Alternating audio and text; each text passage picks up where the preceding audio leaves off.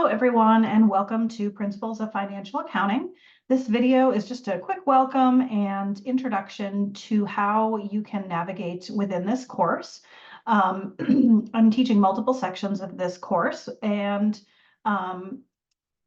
the same navigational systems will apply for both courses. So if this isn't the exact section that you see on the screen here that belongs to your course, that's fine.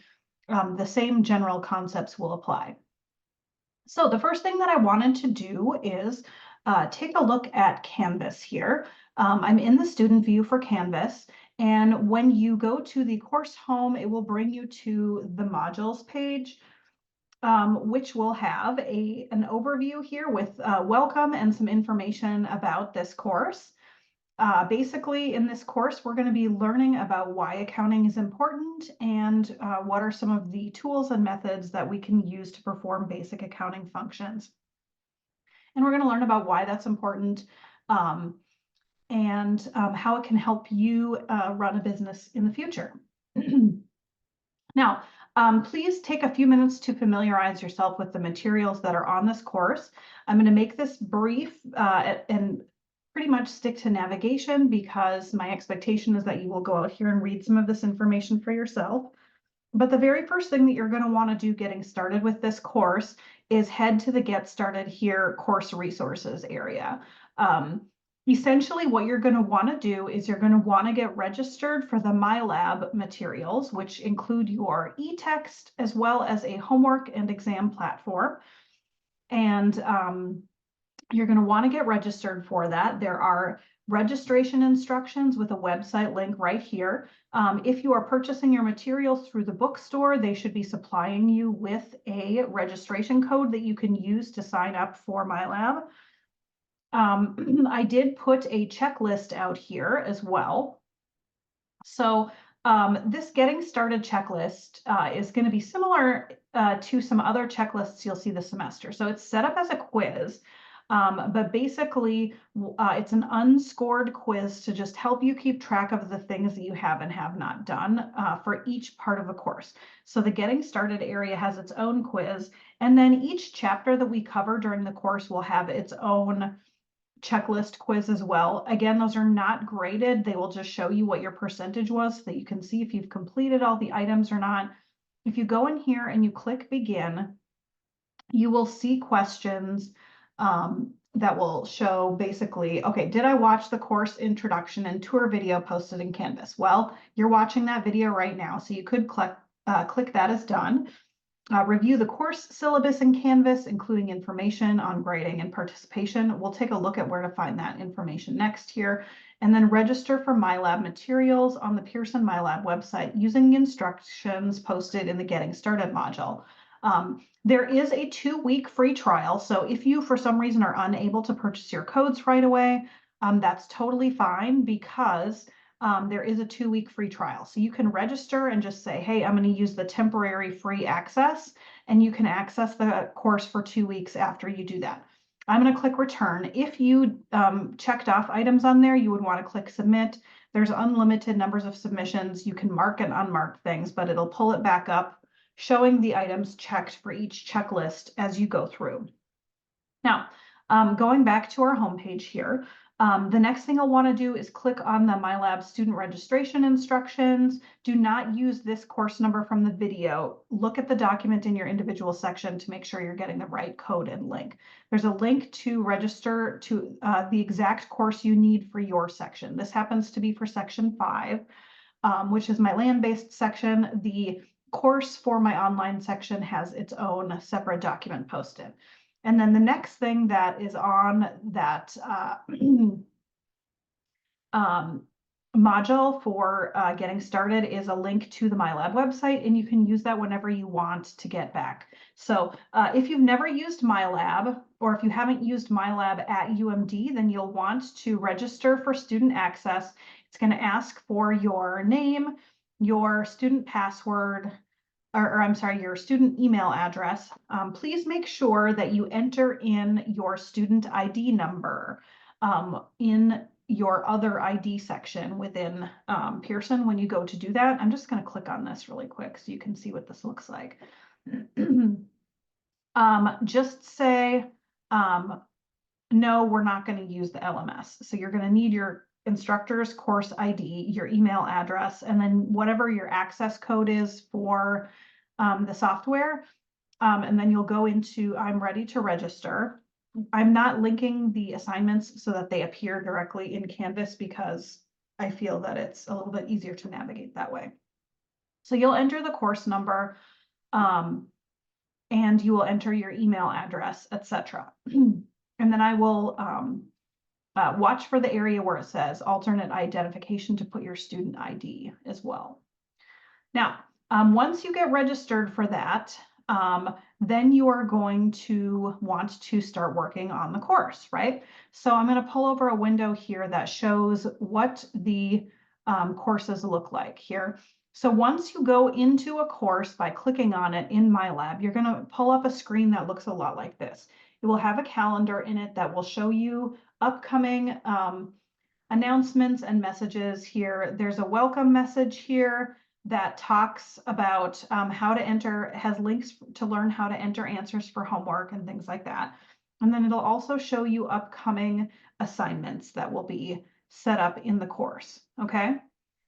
So here you see here there's chapter homework. There will also typically be sample problems in here as well, but those have not been posted yet for this course. They will be by the time the class starts. So if you go here, if you have not yet entered your code and you click on purchase options, it'll give you the option to purchase additional printed materials if you like. You do not need the printed materials. The e-text or the electronic textbook is available here, and you can click on that to access your textbook. It'll launch a separate window here that you can use.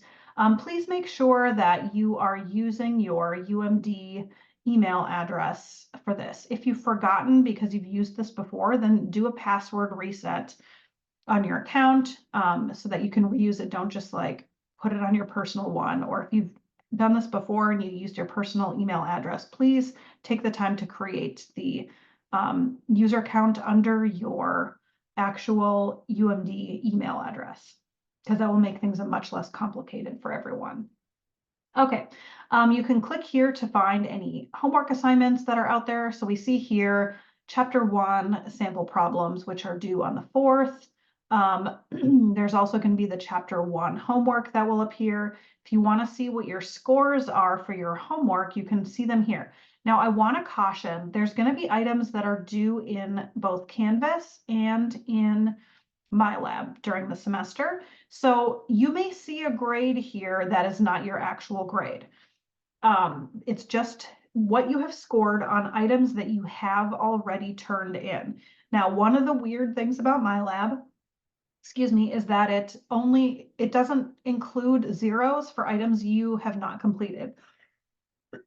Excuse me. So you could come in here and see that you have 100% because you did 2 assignments and you completed them perfectly, but you have not completed, say, 8 other assignments. It will still show you with a 100% because the grades it's showing is only for the items that you have submitted. So just because your grade in here says that you have a high grade, doesn't mean you actually have a high grade for the course if you haven't been turning things in or completing them. So please be aware of that. Canvas shows your official gradebook that will include all of your MyLab assignments after they are turned in, as well as any items that are due in Canvas. So please keep that in mind when you're reviewing this results page. Now, in this multimedia library, each chapter that we're studying during the semester has a number of videos associated with it. And there's also PowerPoints and working papers you can use for solving some of the homework. All of these are really helpful. There's also flashcards that you can use for studying. And there's some data analysis files. But if you click, say, on video here, they walk through a bunch of example problems. They have videos to explain all the major learning objectives from each chapter, which are really handy. And I will typically link these MyLab learning objective videos in Canvas for you, so you can access those from there.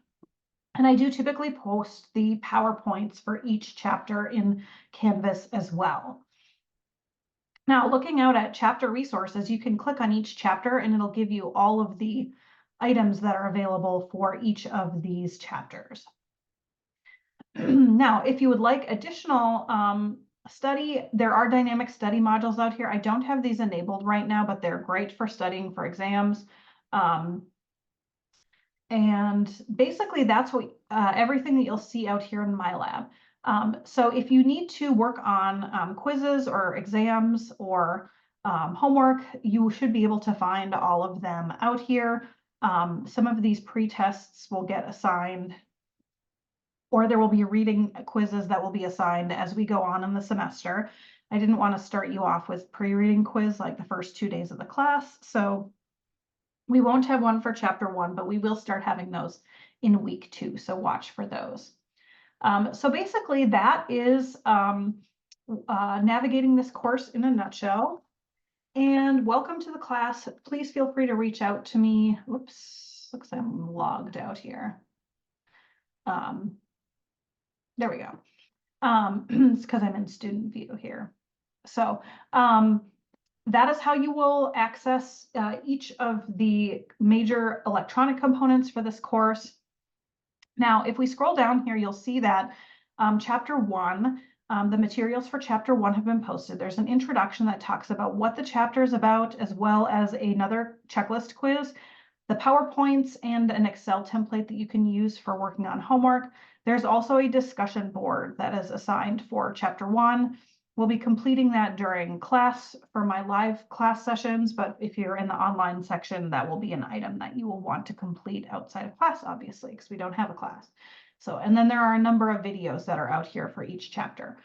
I will be adding here by Wednesday a video of walking through all of the sample problems for chapter 1. So each week there will also be an additional video that walks through each of the sample problem assignments and questions that are posted in MyLab.